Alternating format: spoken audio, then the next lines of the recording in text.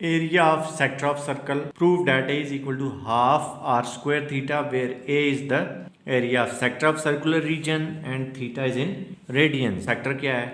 तो सेक्टर हम उस एरिया को बोलते हैं जो दो रेडियाई और एक आर्क इनमें बाउंड हुआ होता है।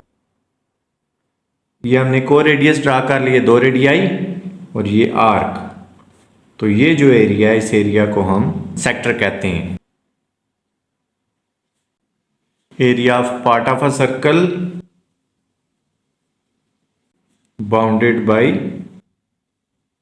two radii and an arc। तो हमें अप्रूव ये करना है, अगर यहाँ पे एंगल थीटा बन रहा है, सेंट्रल एंगल थीटा है और थीटा रेडियंस में, तो इस सेक्टर का जो एरिया होगा वो हाफ आर स्क्वायर थीटा होगा।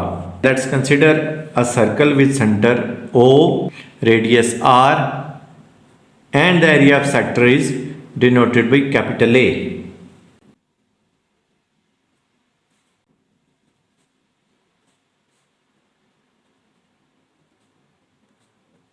एलिमेंट्री ज्योमेट्री हमें क्या बताती है कि जैसे जैसे आर्क इंक्रीज होती जाती है, ये एंगल भी इंक्रीज होता जाता है और ये एरिया भी इंक्रीज हो रहा है। यानी कि इस आर्क लेंथ में, इस एंगल में और इस सेक्टर के एरिया में प्रोपोर्शनैलिटी पाई जा रही है, डायरेक्टली प्रोपोर्शनल है तीनों। अगर आर्क बढ़ेगी तो एंगल भी बढ़ेगा और सेक्टर का एरिया भी बढ़ेगा।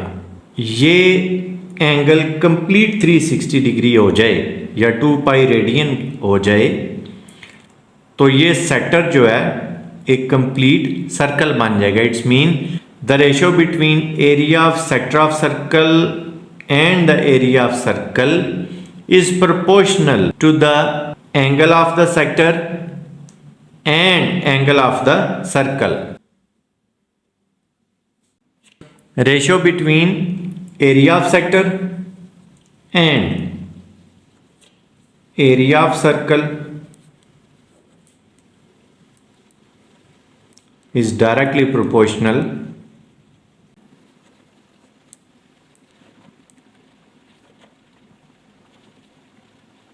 ratio between area of sector and area of circle is proportional to the ratio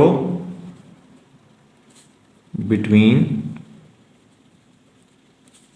angle of sector and angle of circle।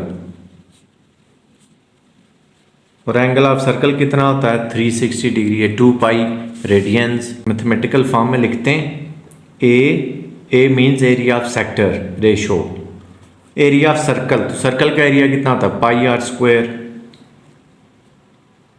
Is equal to, अब सेक्टर का जो एंगल था उसको हमने थीटा का हुआ था और सर्कल का एंगल होता है 2 पाई। Product of extremes is equal to product of mean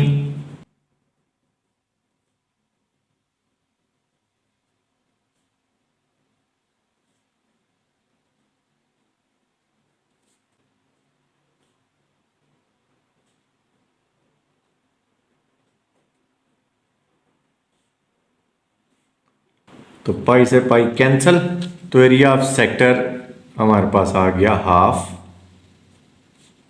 are square theta.